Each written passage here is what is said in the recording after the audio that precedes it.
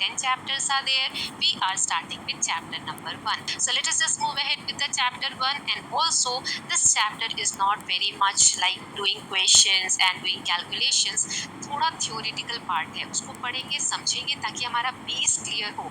आप छोटी क्लास से ही अगर मैथ्स को अच्छे से पढ़ते चलेंगे तो आगे चल के जो एक फोबिया होता है कि मैथ्स टफ है, मैथ्स नहीं हो रहा, वो नहीं होगा. ओके, तो चलिए पढ़ते हैं और रीड करते हैं क्या ये पैटर्न्स के बारे में हमें बता रहा है. तो सबसे पहला टॉपिक है 1.1 एक्सरसाइज, व्हाट इज मैथमेटिक्स, कि मैथमेटिक्स आखिर है क्या. चलिए रीड करते हैं. Mathematics is in large part the search for patterns and for the explanation as to why those patterns exist. हमारे आसपास बहुत सारे पैटर्न्स बनते हैं.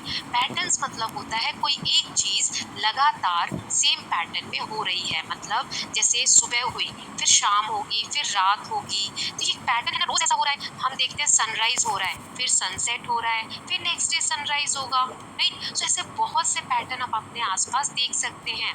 एंड मैथमेटिक्स ये भी हेल्प करता है कि ये पैटर्न आखिर बन क्यों रहे हैं, तो इसको भी फाइंड आउट करने में. Such patterns indeed exist all around us. ये हमारे आसपास बहुत सारे पैटर्न है, जैसे कि in nature, in our homes and in school and in the motion of sun, moon and stars.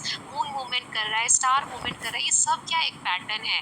They occur in everything that we do and see, from shopping and cooking to throwing a ball and playing games to understanding weather patterns and using technology. So कोई भी काम कर रहे हैं ना जो आप देख पा रहे हो, कर पा रहे हो, उस सब में एक पैटर्न है. आप मौसम की बात ले लीजिए, गर्मी आती है, फिर बारिश का मौसम आता है, फिर ठंडी का मौसम आता है ना, फिर अगेन गर्मी का मौसम आता है. तो ये एक पैटर्न ही तो है, हर साल सेम पैटर्न फॉलो हो रहा है ना. सो मैथमेटिक्स इन पैटर्न्स को स्टडी करता है. The search for pattern and their explanation can be a fun and creative endeavour. So ये जो पैटर्न के बारे में सर्च करना, कैसे बनते हैं ये पैटर्न, ये बहुत क्रिएटिव है, बहुत एक्साइटिंग काम होता है. It is for this reason the mathematician think of mathematics both as an art and as a science. इसीलिए जो मैथ्स को स्टडी करने वाले लोग हैं, जिन्हें हम मैथमेटिशियन कहते हैं या हिंदी में गणितज्ञ कहते हैं, ये लोग मैथ को आर्ट भी बोलते हैं और साइंस भी बोलते हैं. आर्ट क्यों बोलते हैं, क्योंकि आर्ट में हम क्या करते हैं, अपनी क्रिएटिविटी दिखाते हैं ना. सो अपनी क्रिएटिविटी के थ्रू हम अलग अलग पैटर्न्स बना सकते हैं, अलग अलग पैटर्न्स को समझ सकते हैं. और साइंस क्यों कहते हैं इसको, साइंस एक फिक्स रूल पे बेस्ड होता है. आप अपनी साइंस की टेक्स्ट बुक पढ़ते वक्त जानेंगे. जैसे मान लीजिए कि दो केमिकल रिएक्शन आप कर रहे हैं, तो दो केमिकल को मिलाएंगे तो हमेशा सेम ही रिजल्ट आने वाला है ना. तो ये फिक्स है कि ऐसा ही होगा. सो मैथ्स में भी कई बार ऐसा होता है कि फॉर्मूला है, उस फॉर्मूले से ही आप आंसर निकालेंगे और आपका आंसर हर बार सही निकलेगा, है ना. तो इसीलिए इसको आर्ट और साइंस दोनों कैटेगरी में रखा गया है. This year we hope that you will get a chance to see the creativity and बारे में जानकारी प्राप्त करेंगे. Okay, then it is important to keep in mind that mathematics aims to not just find out what pattern exist, but also explanation for why they exist. सिर्फ maths में हम ये नहीं करते कि ये ऐसा पर्टिकुलर पैटर्न बन रहा है, नहीं, हम ये भी जानते हैं कि ये पैटर्न आखिर बन क्यों रहा है. और such explanation can often then be used in application well beyond the context in which they were discovered, which can then help to propel humanity forward. So यहाँ कह रहा है कि मैथ्स में जो भी पैटर्न्स बनते हैं, अगर हम उनके एक्सप्लेनेशन को समझने लग जाए कि ये पैटर्न क्यों बन रहे हैं, तो इससे ह्यूमैनिटी के लिए बहुत फ़ायदा होगा, हम मनुष्यों के लिए बहुत फ़ायदा होगा. और प्रॉपल मतलब होता है आगे बढ़ना. सो ह्यूमैनिटी बहुत आगे बढ़ेगी हर फील्ड में. हम सोच भी नहीं सकते किस किस फील्ड में. जैसे यहाँ कुछ एग्जाम्पल दिए हैं. The understanding of pattern in the motion of stars, planets and their satellites led humankind to develop the theory of gravitation. हमने स्टार्स के पैटर्न को समझ के, प्लैनेट्स के पैटर्न को समझ के कि कैसे ये सन के अराउंड मूव कर रहे हैं, और भी चीज़ें हमने ग्रेविटेशन के बारे में जाना. ग्रेविटेशन क्या होता है, एक फोर्स होती है जिसके बारे में ज़्यादा आप साइंस में पढ़ेंगे, लेकिन अभी थोड़ा सा एक्सप्लेन करती हूँ कि आप हवा में कोई भी चीज़ को पावर है, फोर्स है जो अपनी तरफ चीज़ों को अट्रैक्ट करती है, उसे कहते हैं ग्रेविटेशन, है ना. सो हमने ग्रेविटी के बारे में जाना, हमने किसी ग्रेविटेशनल स्पेस में सैटेलाइट्स लॉन्च करते हैं, है ना. सो रॉकेट सेंड करते हैं मून पे, मार्स पे. आपने देखा होगा मंगलयान के बारे में, सुना भी होगा न्यूज़ चैनल्स पे. Similarly understanding pattern in genomes has helped in diagnosing and curing disease among thousand of other such examples. Genetic study क्या होता है, मैंने आपको सोशल में भी पढ़ाया था और ये साइंस में आप डिटेल में पढ़ेंगे. जो सेल जिससे हमारी ह्यूमन बॉडी बनी है, उस सेल में होता है जीन्स, जेनेटिक मटेरियल, जिससे कि कभी कभी हम बोलते हैं ना अपने पेरेंट्स जैसे दिखते हैं. तो पेरेंट्स के जेनेटिक्स यानी जीन्स हमारे अंदर ट्रांसफ़र होते हैं और हमारे से हमारे आने वाली जनरेशन में ट्रांसफ़र होंगे। सो अगर कोई डिजीज़ है किसी पर्सन को, सो उसके आने वाली जनरेशन में भी उन जीन्स के थ्रू ट्रांसफ़र हो सकती है। सो जेनेटिक की अगर स्टडी कर ली जाए, उसके पैटर्न को समझ लिया जाए, आप बहुत सारी चीज़ें डिस्कवर करेंगे साइंस में। अभी जस्ट मैं एक एग्जांपल दे रही हूँ।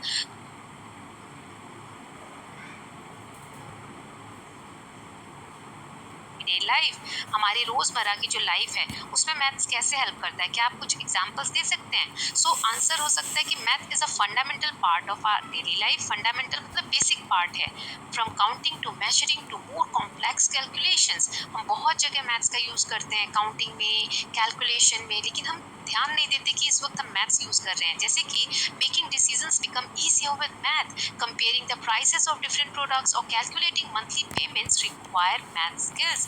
आपने बहुत बार मैथ्स का यूज किया है। मान लीजिए आप मैच देख रहे हैं, ठीक है, टीवी पे, हम हमेशा कैलकुलेट करते रहते हैं कि हमारी टीम ने कितने रन बनाए, सामने वाली टीम के कितने रन हैं, कितने ओवर्स बचे हैं, इन ओवर्स में हमें कितने रन बनाने हैं। फिर हम कैलकुलेशन करते रहते हैं कि पर बॉल हमें इतने रन चाहिए।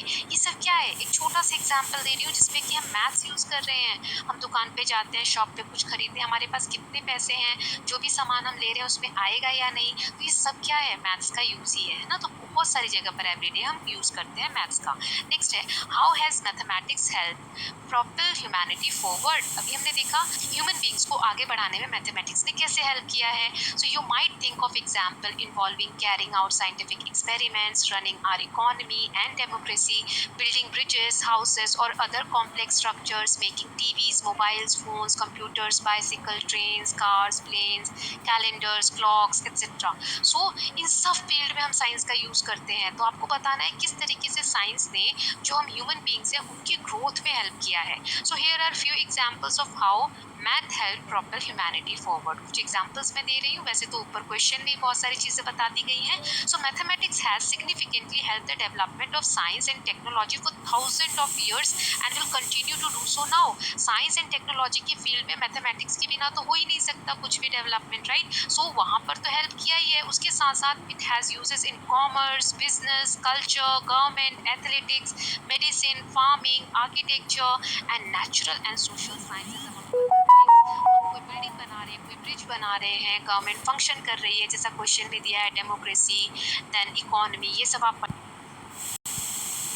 mathematics, how would be able to count kids in class, rupee in our pockets, run in cricket game, day in a week, month or year। कितनी सारी कैलकुलेशन है जो मैथ्स पे डिपेंडेंट है। कैसे आप गिनोगे आपके पास कितने पैसे अगर आपको मैथ्स नहीं आती तो?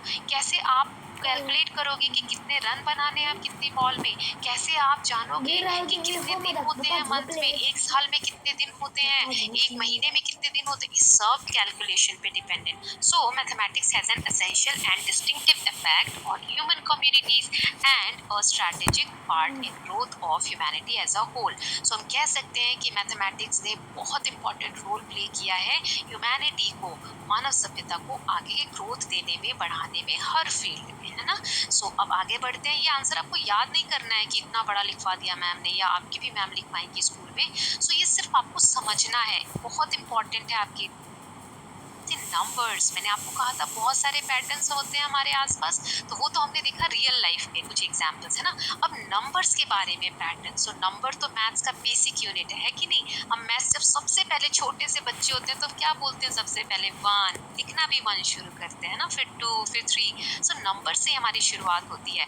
Among the most basic patterns that occur in mathematics are patterns of number, particularly patterns of whole number. Whole number क्या होते हैं? जीरो से जब हम काउंटिंग को स्टार्ट करते हैं, 0 1 2 3 4, इसको हम होल नंबर कहते हैं। सो होल नंबर में कौन कौन से पैटर्न्स बनते हैं, कैसे पैटर्न्स बनते हैं, इनको जानना, इनको समझना ही क्या है, एक नंबर थ्योरी कहलाती है। देखिए आगे दिया है, the branch of mathematics that studies pattern in whole number is called number theory. तो नंबर थ्योरी एक ऐसी थ्योरी है मैथ्स की जिसमें हम होल नंबर से, जीरो से लेके जो नंबर स्टार्ट होते हैं उनमें डिफरेंट डिफरेंट पैटर्न्स जो होते हैं उनको स्टडी करते हैं। Number sequences are the most basic and among the most fascinating types of patterns that mathematicians study।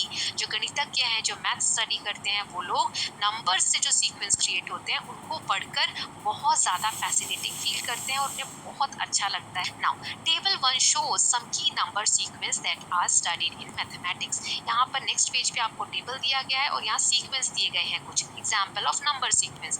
हम इनको एक एक करके समझेंगे। पहले कुछ क्वेश्चंस हैं जो इसी टेबल पे बेस्ड है, तो क्वेश्चन देख लेते हैं, तब इसको हम आंसर के फॉर्म में सॉल्व करेंगे। सो पहला क्वेश्चन है, can you recognise the pattern in each of the sequence in table 1। ये जो टेबल है इसमें कितने सारे पैटर्न है, तो क्या आपने कोई पैटर्न रिकॉग्नाइज किया? हाँ, हम सभी पैटर्न को रिकॉग्नाइज करने वाले हैं आगे। Then rewrite each sequence of table 1 in your notebook along with the next 3 numbers in each sequence. हर सीक्वेंस जब आप समझेंगे तो हर सीक्वेंस में आगे के 3 नंबर कौन से होंगे वो आपको बताना है। Don't worry, we are going to do that. Okay, after each sequence write in your own word what is the rule for forming the numbers in the sequence.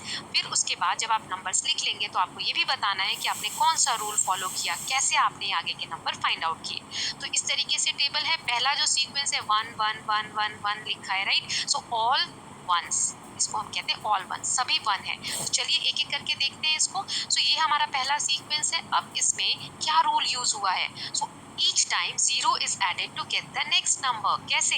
देखो पहला नंबर है 1, उसमें 0 ऐड किया तो क्या आया? 1 में 0 ऐड किया 1, यानी कि दूसरा नंबर 1 है। फिर 1 में फिर 0 ऐड किया तो फिर से 1। सो इसका रूल क्या है कि हर अगला नंबर पाने के लिए पिछले नंबर में हमें 0 ऐड करना है ना। फिर Don't skip the opportunity to study abroad with the Duolingo number में हमें 0 ऐड करना है ना। फिर हमें नेक्स्ट 3 नंबर्स भी बताने थे सीक्वेंस में, तो इसमें तो सभी नंबर 1 ही आ रहे हैं ना। सो 1 1 1 मैंने अलग कलर से लिखा है ताकि आपको समझ में आए कि हम कौन से नंबर्स लिख रहे हैं और कौन से बुक्स के नंबर्स हैं। Okay, so let's see the next. देखते हैं, पहला नंबर है 1, 1 में 1 ऐड किया तो 2, फिर 2 में 1 ऐड किया तो 3 अगला नंबर, फिर 3 में 1 ऐड किया तो 4 अगला नंबर। हर बार हम 1 1 ऐड कर रहे हैं अगला नंबर पाने के लिए। So each time 1 is added to get the next number. Next number पाने के लिए हर बार हम 1 ऐड कर रहे हैं ना। सो ऐसे ही लास्ट नंबर क्या दिया है? 7। सो 7 में 1 ऐड करेंगे तो 8, 8 में 1 ऐड करेंगे तो 9, 9 में 1 ऐड करेंगे तो 10, है ना। सो नेक्स्ट 3 नंबर्स हो जाएंगे 8 9 10, इसे हम लिख देंगे। फिर नेक्स्ट है ऑड नंबर्स। सो ऑड नंबर्स होते क्या है पहले वो जान लेते हैं। लेकिन अगर आपको कोई भी डाउट हो, इतना समझाने के बाद भी अगर आपको नहीं समझ में आ रहा है, don't worry about that. Okay, please type those doubts in comment section, I will surely take those doubts, और या फिर नेक्स्ट वीडियो में हम ले लेंगे उस डाउट। ठीक है, सो देखते हैं ऑड नंबर्स क्या होता है। सिंपल भाषा में मैं आपको बताती हूँ, क्योंकि ये सब आप आगे पढ़ेंगे भी डिटेल में। ऑड नंबर ऐसे नंबर्स होते हैं जिनको हम बराबर बराबर नहीं बांट सकते दो भागों में। ठीक है, so odd numbers are those numbers that can not be divided in 2 equal parts. इसको समझ लेते हैं, ये दोनों भाई बहन है। ठीक है, तो पहला नंबर हमारा सीक्वेंस में क्या दिया है? ऊपर देखिए 1, है ना। सो यहाँ एक टॉफी है, तो क्या इन दोनों बच्चों में मैं बिना इस टॉफी को ब्रेक करे तोड़े इन दोनों बच्चों में बराबर बराबर बांट सकती हूँ? No, not, right.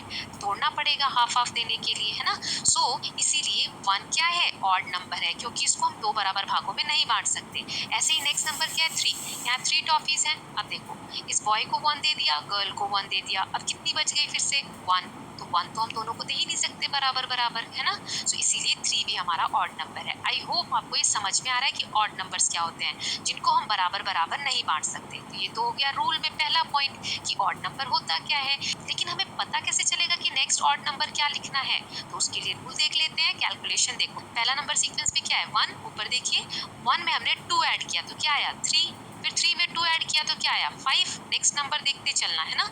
5 में 2 ऐड किया तो 7, 7 में 2 ऐड किया तो 9, है ना। तो ऐसे ही हम 2 2 ऐड करते जाते हैं ऑड नंबर के सीक्वेंस में। क्या रूल होगा? Each time 2 is added to the odd number to get the next odd number. जो भी उस सीक्वेंस में ऑड नंबर दिया है उसमें आप 2 ऐड करते जाओ तो अगला ऑड नंबर आ जाएगा। सो लास्ट ऑड नंबर क्या दिया है? 13। 13 में 2 ऐड करेंगे तो 15, 15 में 2 ऐड करेंगे तो 17, 17 में 2 ऐड करेंगे तो 19, है ना। सो 3 हमें जो नंबर बताने थे वो कौन से हो गए हमारे? 15, 17 एंड 19। ओके, आई होप आपको ये समझ में आ रहा है और अच्छा भी लग रहा है। अच्छा लग रहा है तो लाइक भी कर दीजिए वीडियो। नेक्स्ट क्या है? Even number. ये कौन से नंबर होते हैं? तो ऑड नंबर का बिल्कुल opposite. Even numbers are those numbers that can be divided into 2 equal parts. इनको हम 2 बराबर भागों में बांट सकते हैं।